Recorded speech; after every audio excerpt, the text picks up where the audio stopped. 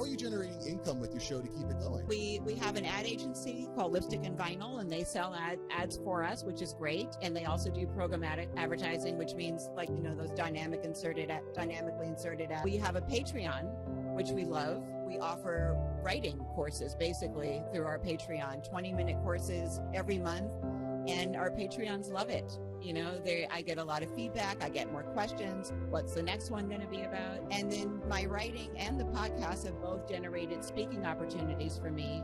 So I can go out and get paid to speak about being the only one in the room, which is mainly what I speak about. And I put that money right back into the podcast. What is up, action takers? Welcome back to the After Hours Entrepreneur. I'm really excited to share this interview here with you today that was completed at PodFest. Super fun, point and shoot style. I just posted up at the bottom of a very busy place in the conference hall, and I just started interviewing some awesome people, and I think you're going to be thrilled to hear how these people are turning their passion into profit. Stay tuned, sit back, relax, make sure you subscribe if you haven't yet, and let's get into this episode of the After Hours Entrepreneur. Run the tape. Laura, what's up? Hey. Round two. This is like deja vu for me today. Yeah, it's like I've been here already. Yeah. Laura, you have an amazing, fascinating story. So Thank you. Could you just briefly tell me the name of your podcast and how it got started? Yeah, it's called The Only One in the Room, and it started when I went to a writer's retreat in 2018, 600 people, and I was the only Black one. So I wrote about my experience for the Huffington Post. The article went viral. I was taking a podcast class at the time, and I decided to call this podcast The Only One in the Room because that was their hashtags that were being, so let me just slow down for a second because I'm trying to get this really fast. But the article went viral and I got 568 direct messages in my inbox the following day. And I thought they'd be from Black people, but they were from everyone. They were all races, ethnicities, colors, backgrounds, socioeconomic situations. They all connected with the feeling of being othered. And most of them were hashtagged the only one in the room, which was a thing that I didn't know about. So I decided that's what we're going to call the podcast. And we tell stories of people feeling othered or being othered. Well, and I love the theme as we were talking about a moment ago. We've all been there at some point. If Yes. not, we're going to be at some point. Yes. Which is super, super incredible. After that post went viral, how long did it take you to get the podcast rolling? So that post went viral in October of 2018. We launched the podcast in April of 2019. Okay. Brilliant. Yeah. Brilliant. And, one of the things that, again, we briefly talked about, and I want to hear Scott's side on this because you gave him a good shout out, is a lot of time. It takes a lot of time, a lot of energy, a lot of effort to run a podcast. Yes. So we have to find ways to generate income. Yes. How are you generating income with your show to keep it going? We have an ad agency called Lipstick and Vinyl, and they sell ads for us, which is great. And they also do programmatic advertising, which means those dynamically inserted ads. We have a Patreon, which we love, but we've had to retool. And I think we had talked about that. We started off, by offering our Patreons things that were along the line of feeling like the only one in the room and offering community, but that didn't work. So now we offer writing courses basically through our Patreon, 20-minute courses every month. And our Patreons love it. I get a lot of feedback. I get more questions. What's the next one going to be about? And then my writing and the podcast have both generated speaking opportunities for me. So I can go out and get paid to speak about being the only one in the room, which is mainly what I speak about. And I put that money right back into the podcast. So amazing. And I definitely want to talk to Scott about the Patreon piece. Yes. One of the things, I know you've got another speaking, this woman is speaking. You mentioned something I thought was really fascinating, and that was finding interns to help with the production of your show. Yes. Can you walk me through how you executed that? Absolutely. So we hate doing social media.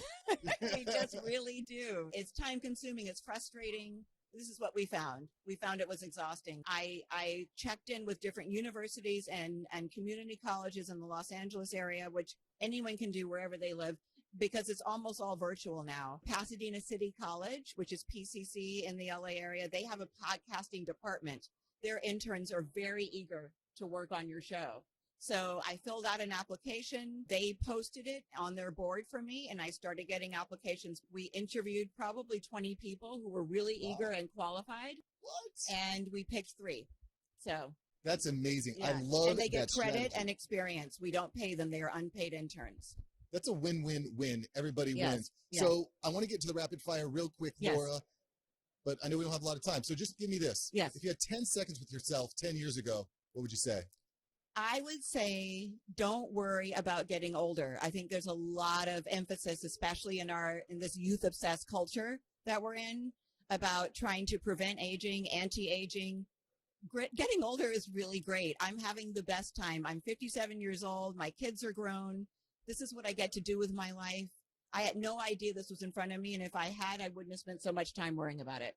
Yeah, it's a beautiful thing. Yeah. It's a beautiful thing. Laura, thanks so much. If you could, just real quick for me, Yes. your name, the name of the show, and why someone should come to PodFest. Yes. The podcast is called The Only One in the Room. My name is Laura Cathcart Robbins.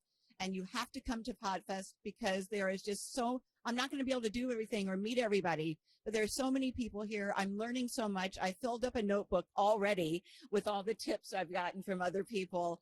And I'm such a teachable person. I'm so excited to sit here and just absorb everything. But really, truly, the networking is the best thing. You will never get a better place to network. So bring your business cards, bring your Instagram, bring your phone, and come down and see us. Beautiful. Well, Yeah. listen, Scott, I'm really excited to sit here with you. I was just talking with your co-host, Laura, about your podcast, which super cool idea, the only one in the room. Yep. One of the things that I'd like to pick your brain about, Laura was talking to me about this, was the way that you're monetizing the show. It takes a lot of effort to create a show. And she mentioned Patreon.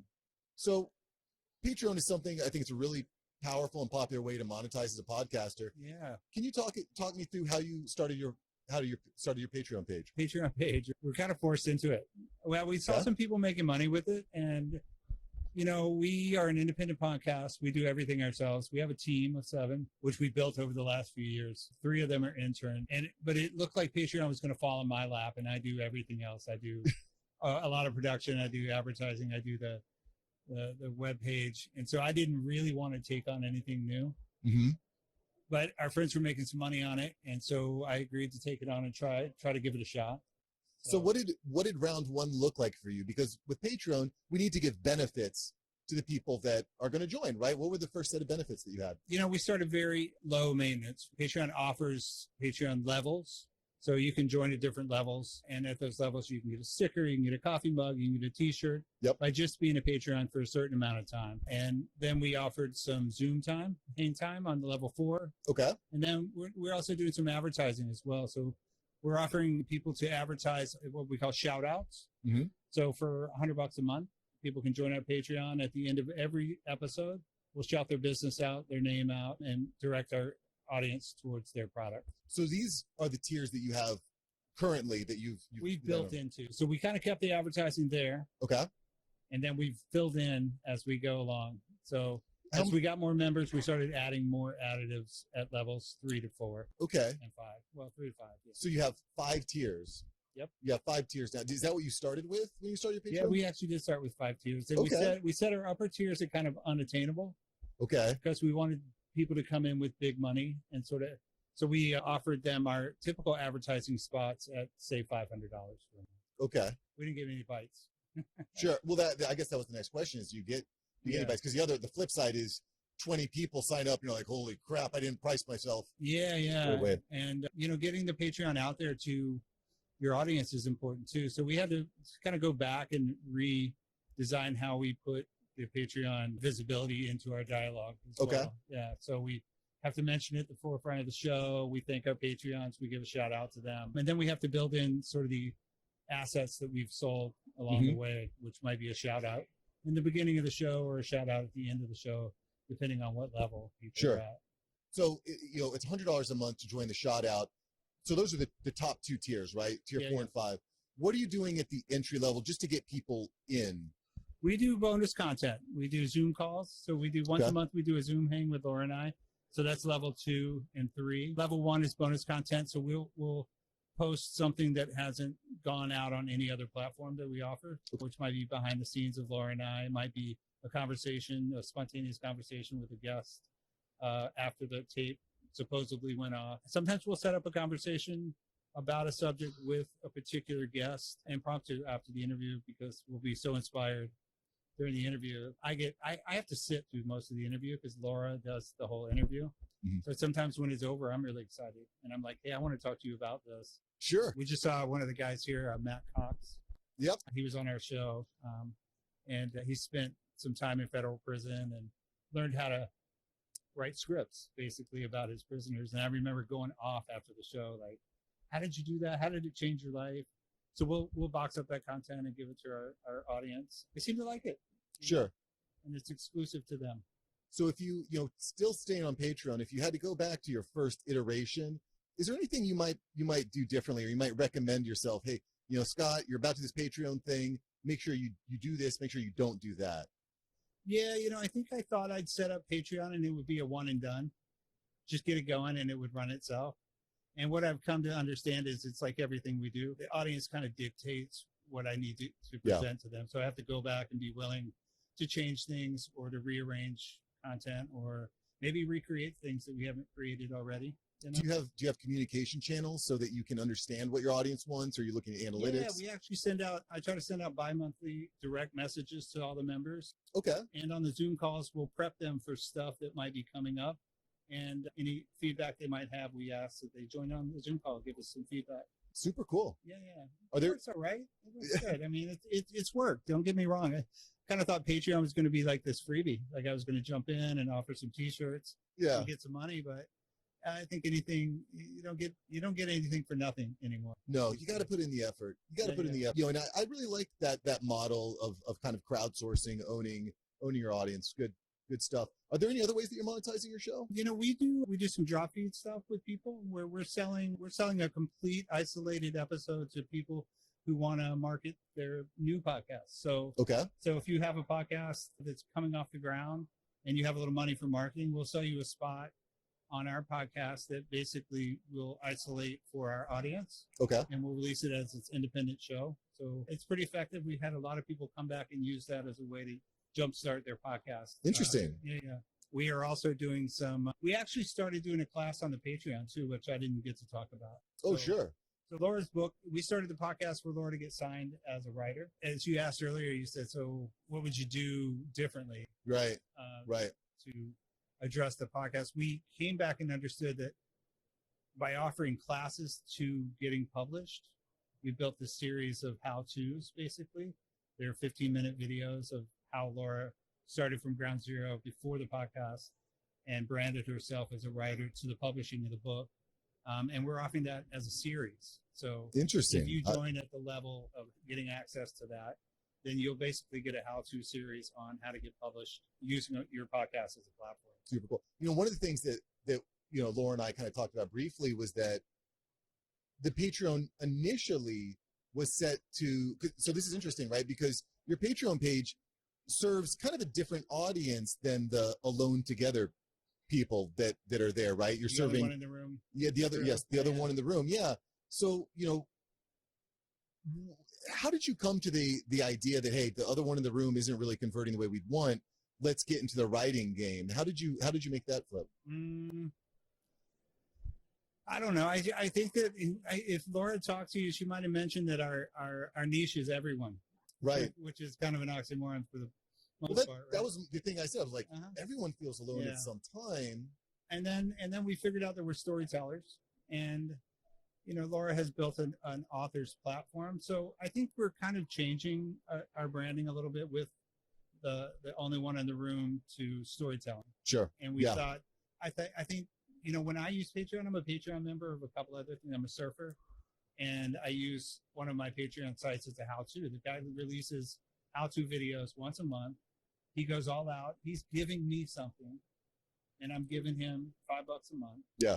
And I figured we had to do that for our clients too. We had to give them something. Yeah. If they're going to give me something. Waiting 3 months for a T-shirt seemed like kind of a flimsy deal. And the margins are horrible too. Yeah. And we felt like this had value, and it would find its own place. Super cool. Yeah. So we're trying it. We'll see. I'll let you know at the next podcast. Well, Scott, why don't you tell everyone on the interwebs here why they should be at PodFest next year? Why did we come here? Why everyone should be here at PodFest. Oh man, it's funny because I always kind of dread coming to these things, and I never regret it. Right. And it's really neat to see what people are doing and where the whole industry is headed. You know, podcasting has a tendency to be operated from a vacuum. We're typically creating in our own studios and by ourselves, and maybe getting a little feedback from the people around us.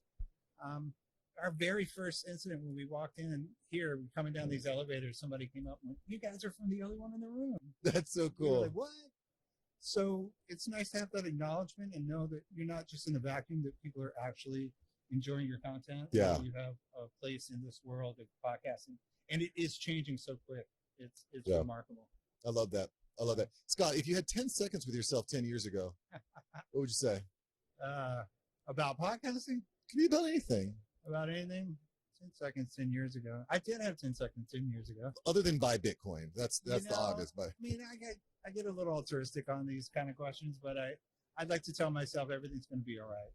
You know, you're going to be all right now, I like that. and everything is all right at the moment. You know, and we're really lucky to be here and lucky to make it through this COVID time and be in a place where we can all get together and celebrate. Every day is a blessing. Yeah, it really is. And we're out of our little boxes Yeah. today, and we get to meet each other in person. Yeah. I've met so many people that have been on my show in person here that I hadn't, you know, they're much taller than I thought they were.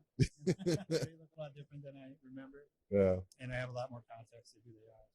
So. And that's why you should be at PodFest. That's why we need to be at more conferences, because it's there's something about being with humans. I don't know what it is. It's really good, isn't it? It is. Yeah. It is. Until it didn't. It's good until it isn't. Yeah, you're right. But then you got a room you can go back to. Yeah. Well, Scott, thank you so much for joining us here Thank today. you, Mark. It's great to be here.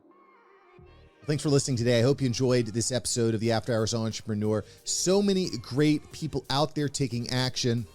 And I love sharing their stories with people just like you. And listen, if you're into podcasting, if you're trying to grow your podcast into something that can actually generate real revenue and real profit, let me help you. Let me help you. That's what I'm here to do. I've been working on this for over 5 years now, and I want to help you turn your podcast into profit. Click the link below and join the Podcast Mastermind community. It is very affordable, and it's designed to help you turn your podcast into money, into cash money. That's what we're going to help you do. So listen, click the link below. Let's connect. Thanks for listening to the After Hours Entrepreneur today. And I'll catch you here next time. Go take action, all right? Peace.